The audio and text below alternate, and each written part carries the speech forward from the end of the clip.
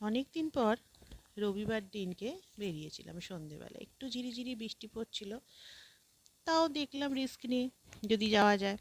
তো আমি আর আমার বর দুজনে মিলে বেরোলাম। তো শুনেছিলাম কাছেই একটা জগন্নাথ মন্দির করেছে, এই আমাদের পাড়ায়।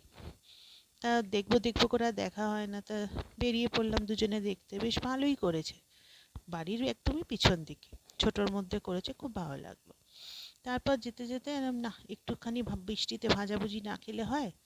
তো চলে গেলাম আমরা উত্তর কলকাতার একদম ফেমাস লক্ষ্মীনারায়ণ সাউ, যেটা সবাই অনেকে বলে নেতাজির দোকান, বা নেতাজি এসছিল কোনো এক সময়।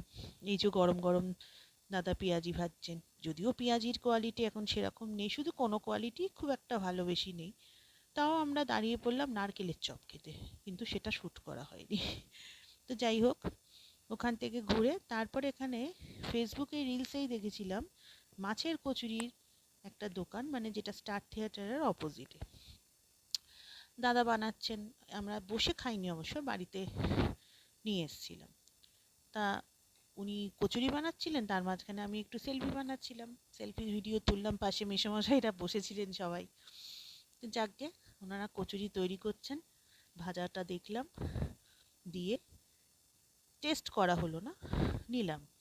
নিয়ে তারপর বললাম উনি কচুরি বানাক, ততক্ষণে আমরা একটু চা খেয়ে নিই। আর যতই কফি টফি খাও, চায়ের